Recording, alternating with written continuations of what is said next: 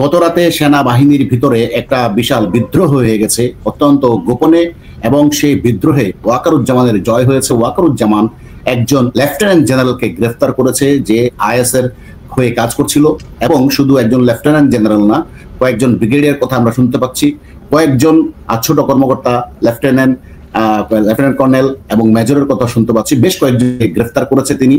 তো মূলত আসলে সেনাবাহিনী এখন চারটা ভাগে ভাগ হয়ে গেছে।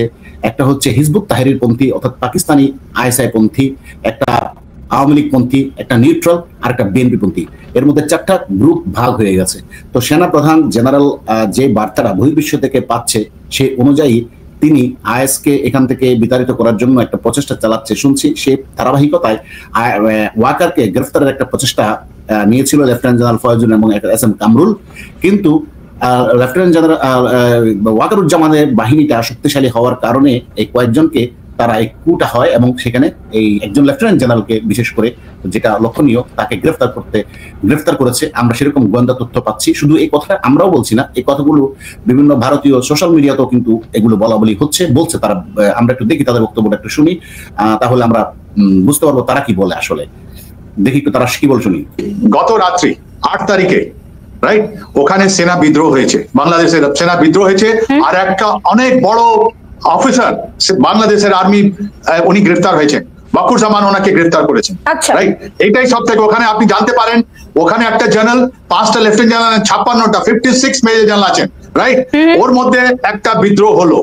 এন্ড গতকাল জনাব আতার সাহেব, সাংবাদিক হিসেবে আপনি ভালো জানার কথা, আমরা যে গোয়েন্দা তথ্যগুলো পাচ্ছি সেখানে কিন্তু উনি একজন লেফটেন্যান্ট জেনারেলের কথা বলছে, কিন্তু আমরা এও সংবাদ পাচ্ছি সেখানে শুধু একজন লেফটেন্যান্ট জেনারেল নয়, জেনারেল ওয়াকারুজ্জামান একজন লেফটেন্যান্ট জেনারেল সহ কয়েকজন মেজর জেনারেল, কয়েকজন ব্রিগেডিয়ার এবং কয়েকজন ছোট কর্মকর্তা, মেজর থেকে লেফটেন্যান্ট কর্নেল কয়েকজনকে গ্রেফতার করা হয়েছে, যেগুলো মূলত পক্ষে আইএসআই, পাকিস্তানি আইএসআই এর ব্লুপ্রিন্ট বাস্তবায়নে ব্যস্ত ছিল, হিজবুত তাহরির কর্মকাণ্ড করার ক্ষেত্রে ব্যস্ত ছিল। এবং ইতিমধ্যে লেফটেন্যান্ট জেনারেল ওয়াকার কিন্তু ইউএন মিশন, পিস কিপিং মিশনে পরিদর্শনে গিয়েছিল। সেখান থেকে থাকা অবস্থায় তার বিরুদ্ধে একটা কু হয়েছিল, সেই কুকে নস্যাৎ করে তিনি পাল্টার অবস্থা গ্রহণ করলো। তা আপনি যদি এই বিষয়ে একটু বলতেন। ধন্যবাদ আপনাকে। অলরেডি আপনি সঠিক বলেছেন, এবং আমরা যে খবর পেয়েছি বা ইনফরমেশন পেয়েছি সেই অনুযায়ী সেনা ক্যান্টনমেন্টের ভিতরে একটা অস্থিরতা বিরাজ করছে, এবং সেই অস্থিরতার বিষয়ে সেনাপ্রধান কিন্তু ব্যবস্থা নিয়েছেন। আপনি তার আগে জানেন সেনাপ্রধান কিন্তু তার নির্ধারিত সময়ের 6 ঘন্টা আগে দেশে এসেছেন, এবং তার নির্ধারিত স্থানে ল্যান্ডিং এর পরিবর্তে সে কিন্তু তেজগাঁও বিমানবন্দরে ল্যান্ডিং করেছে। তার মানে এখানে কিন্তু একটা এই ধরনের ঘটনা যদি ঘটে থাকে বা এরকম একটা এই ইনফরমেশনটা অলরেডি কিন্তু মিডিয়া আউট হয়েছে, এবং সেখানে কিন্তু বলা হয়েছে স্পষ্ট যে উনি 6 ঘন্টা আগে এসেছেন এবং তেজগাঁও বিমানবন্দরে নেমেছেন। এটা কিন্তু বাংলাদেশে বিরল যে বাইরে থেকে কোনো লোক বা কর্মকর্তা দেশে আলাদা বিমানবন্দরে ল্যান্ডিং করেছে। এটা কিন্তু অবশ্যই কোনো স্পেশাল কোনো বিষয় যদি না থাকে তাহলে কিন্তু হওয়ার কথা না। তার মানে সামথিং এখানে কিছু একটা ঘটনা ঘটেছে, যে ঘটনার পরিপ্রেক্ষিতে সেনাপ্রধান অতিরিক্ত নিরাপত্তার কারণে সে তেজগাঁও বিমানবন্দরে ল্যান্ডিং করেছে, এবং ল্যান্ডিং করার পর থেকে কিন্তু কিছু ব্যবস্থা, কিছু ঘটনা সেনা ক্যান্টনমেন্টে ঘটে গেছে। এবং আমি ব্যক্তিগতভাবে গতকাল যেটা আমি জানি যে ক্যান্টনমেন্টে আমি নিজেও গিয়েছিলাম একটা ব্যক্তিগত কাজে, সেখানে আমরা দেখলাম যে অতিরিক্ত নিরাপত্তা সেখানে বিরাজ করছে।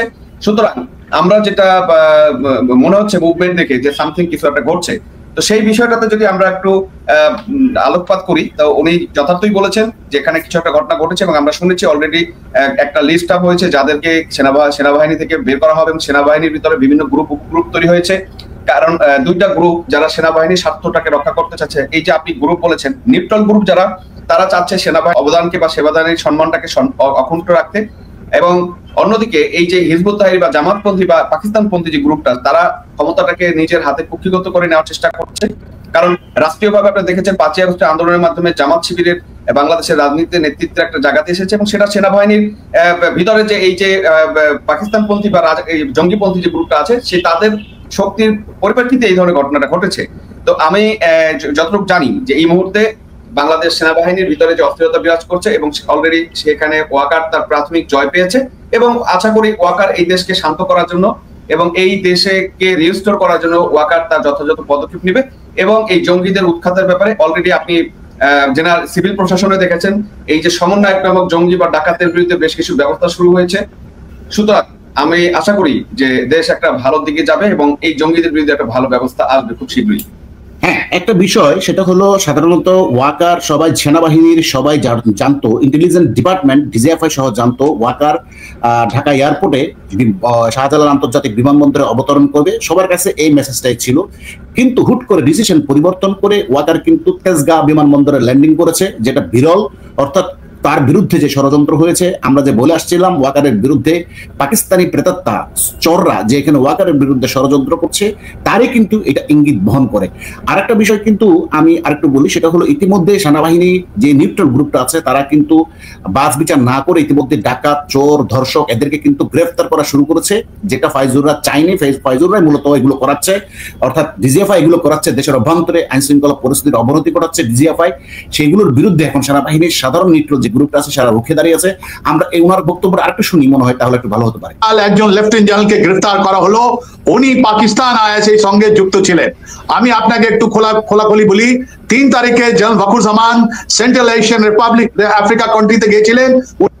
হ্যাঁ, যাই হোক, তো এখন বিষয় হচ্ছে যে ওয়াকার প্রাথমিক এই জয়ের পিছনে আসলে আন্তর্জাতিকভাবে যে আমেরিকা থেকে, ভারত থেকে একটা তো প্রেশার ওয়াকারের উপর আছে, এবং ইতিমধ্যে আমেরিকা থেকে বাংলাদেশের যে আইন শৃঙ্খলা পরিস্থিতি সেটাকে রেস্টোর করার জন্য এবং নির্বাচনের দিকে ধাবিত করার জন্য ওয়াকারের উপর কিন্তু একটা আন্তর্জাতিক প্রেশার আছে, যেটার কারণে ওয়াকার কিন্তু এগুলো করতে বাধ্য হচ্ছে। না হলে ওয়াকার কিন্তু বেমানি করেছিল শেখ হাসিনার সাথে 5 তারিখে, এটাও আপনি জানেন। তো ওয়াকার কি আসলে বাধ্য হচ্ছে এই কাজগুলো করার জন্য, নাকি ওয়াকার নিজের তাগিদ থেকে করছে? না, আমি যতটুকু জানি যে আসলে 5 তারিখ থেকে যে বিষয়টা হয়েছে, উনি প্রধানমন্ত্রীকে প্রধানমন্ত্রী হিসেবে যে নিরাপত্তা দেওয়া দরকার, সেনাবাহিনীর বা নিরাপত্তা আইন শৃঙ্খলা বাহিনীর যে প্রধান দায়িত্ব, যে রাষ্ট্রের প্রধানকে নিরাপত্তা দেওয়া, সেফ করা, সেই কাজটা আমার কাছে মনে হয় হয়তো ওয়াকার করেছে। যে মাননীয় প্রধানমন্ত্রীকে তাকে সসম্মানে একটা সেফ জায়গাতে সে রেখে এসেছে। পাশাপাশি বাকি যেগুলো বিষয় আছে সেগুলোকে আসলে তাকে ছাড় দিতে হচ্ছে, তাকে বাধ্য হয়ে করতে হচ্ছে, কারণ সেনাবাহিনীর ভিতরে তখন এই যে জঙ্গিপন্থী গ্রুপটা খুব বেশি জায়গাতে চলে এসেছিল, ফ্রন্টে চলে এসেছিল, এবং এটা নিয়ন্ত্রণ করা খুব কষ্টকর হয়েছিল। এবং সেটা সেনাবাহিনী প্রধান ওয়াকার কিন্তু টেকনিক্যালি এদেরকে হ্যান্ডেল করেছে, যাতে দেশটাকে একটা গৃহযুদ্ধ না লেগে যায়, সেই দিকটাকে উনি খেয়াল রেখেছেন। তো এজ এ সেনাপ্রধান হিসেবে তার যে দায়িত্বটা সেটা হয়তো সে টেকনিক্যালি পালন করেছে, তার জন্য হয়তো তাকে কিছু। আরেকটা বিষয় যেটা আমাদের আসছে, গোয়েন্দা সূত্রগুলো বলছে SM কামরুল এবং এই যে ফাইজুর রহমান কোয়ার্টারমাস্টার জেনারেল, এই দুজনের একজনকে গ্রেপ্তার করা হয়েছে। বিশেষত ফাইজুর রহমানকে গ্রেপ্তারের কথাই শোনা যাচ্ছে। তো এখন কার্যত কি আপনি মনে করেন যে হিজবুত তাহরির জঙ্গি গ্রুপের উইংটা সেনাবাহিনীর ভিতরে ছিল, সেটা কি তাদের কার্যত পাখা ভেঙে গেছে, নাকি তারা আবার ঘুরে দাঁড়াবে, আবার কোনো বিদ্রোহ করার চিন্তা ভাবনা আছে, এরকম কোনো বিষয়? না, তারা তো চেষ্টা করবেই, কারণ তারা তো বাংলাদেশ পন্থী নয়, তারা তো বাংলাদেশ বিরোধী লোক। এই যাদেরকে বলছেন তারা তো বাংলাদেশ বিরোধী লোক, কারণ বাংলাদেশ পন্থী লোক কখনো তো, হ্যাঁ ঠিক আছে, সেনাবাহিনীর মধ্যে বিদ্রোহ ক্ষমতার দ্বন্দ্ব হতে পারে, কিন্তু দেশকে, দেশের যে চেতনা বা সে দেশের যে আপনার ঐতিহ্য, আমার যে দেশের যে ভাবগান, সেই জায়গার তো অপমান বা ছোট করতে পারি না। তারা তো সেই জায়গাগুলোকে, বাংলাদেশের অস্তিত্বকে অস্বীকার করার চেষ্টা করছে, তার মানে তারা হচ্ছে দেশদ্রোহী। আচ্ছা, অনেকেই তো শুনলেন, আপনারা কি বুঝতে পারছেন? আশা করি এই বিষয়টা বা আপনাদের ব্যক্তিগত মতামত আপনারা অবশ্যই শেয়ার করবেন। এখন আমি ভাই 1 লাইন কথা বলবো, বেশি বলবো না, অলমোস্ট ভিডিওটা তো লং হয়ে গেছে। সেটি হচ্ছে, আমাদের বাংলাদেশের সেনাবাহিনীর ভিতরে আমি আজ থেকে আরো 4 থেকে 5 মাস আগে বলছিলাম যে বাংলাদেশ সেনাবাহিনীতে হিজবুত তাহরির, জামাত শিবির, এই শিবিররা ঢুকে গেছে। আপনার অন্যদিকে পাকিস্তানির কিছু মনে করেন চামচা পর্যন্ত বাংলাদেশের সেনাবাহিনীতে মনে করেন ঢুকে গেছে।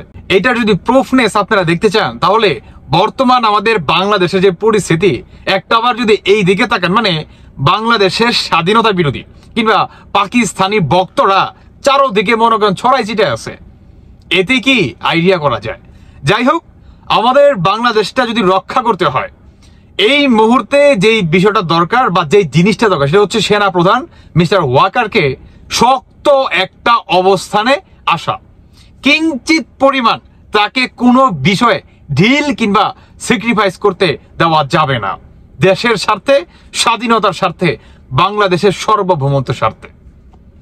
আমি আর কিছু বলতে চাই না, বাকিটা আপনাদের ব্যক্তিগত মতামত অবশ্যই জানিয়ে যাবেন। ধন্যবাদ সবাইকে। আল্লাহ হাফেজ, আসসালামু আলাইকুম।